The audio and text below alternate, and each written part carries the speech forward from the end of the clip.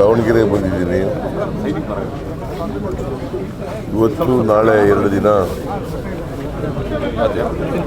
ದಾವಣಗೆರೆಯಲ್ಲಿ ಪ್ರಚಾರ ಮಾಡ್ತೀನಿ.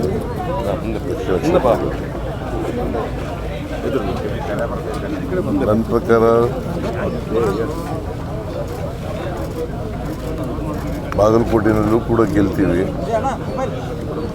ಅಲ್ಲಿ ಮೇಟಿಯವರು ನಿಧನರಾಗಿದ್ದರು, HY ಮೇಟಿಯವರು. ಅದನ್ನು ಭರ್ತಿ ಮಾಡಲಿಕ್ಕೆ ಉಪಚುನಾವಣೆ ನಡೀತಾ ಇದೆ. ಇಲ್ಲಿ ಶಾಬ್ನೂರು ಶಿವಶಂಕರಪ್ಪನವರು ನಿಧನರಾಗಿದ್ದರು.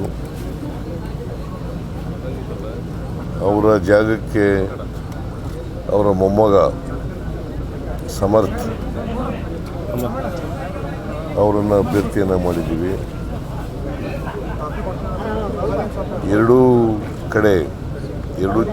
ಚುನಾವಣೆಗಳಲ್ಲಿ ದೊಡ್ಡ ಅಂತರದಿಂದ ಗೆಲ್ತೀವಿ ಅಂತಕ್ಕಂಥ ವಿಶ್ವಾಸ ಇದೆ ನನಗೆ. ಯಾಕಂತಂದರೆ ನಮ್ಮ ಸರ್ಕಾರ ಮಾಡಿರ್ತಕ್ಕಂಥ ಕೆಲಸಗಳು, ಶಾಮನೂರು ಶಿವಶಂಕರಪ್ಪನವರು ಅವ್ರ ಕ್ಷೇತ್ರಕ್ಕೆ ಮಾಡಿರ್ತಕ್ಕಂಥ ಕೆಲಸಗಳು, HY ಮೇಟಿಯವರು ಅವ್ರ ಕ್ಷೇತ್ರಕ್ಕೆ ಮಾಡಿರ್ತಕ್ಕಂಥ ಕೆಲಸಗಳು,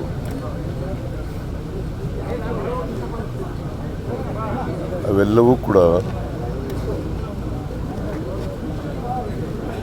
ನಮಗೆ ಈಗ ಸಹಾಯಕ ಆಗ್ತಾ ಇದ್ದಾವೆ.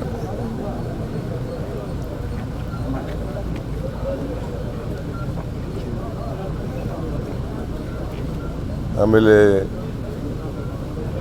ನಮ್ಮ ಗ್ಯಾರಂಟಿ ಯೋಜನೆಗಳು ಇವತ್ತು ನಮ್ಮ ಸಹಾಯಕ್ಕೆ ಬರ್ತಾ ಇದ್ದಾವೆ. BJPಯವರು ಗ್ಯಾರಂಟಿ ಯೋಜನೆಗಳನ್ನು ವಿರೋಧ ಮಾಡ್ತಾ ಇದ್ರು.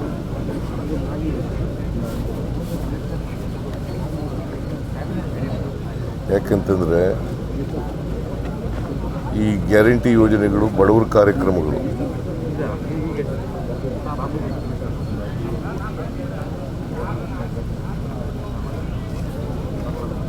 ಬಡವರ ಕಾರ್ಯಕ್ರಮಗಳನ್ನು ಯಾವಾಗಲೂ ವಿರೋಧ ಮಾಡ್ತಾರೆ ಅವರು. 535 ಕೋಟಿ 535 ಕೋಟಿ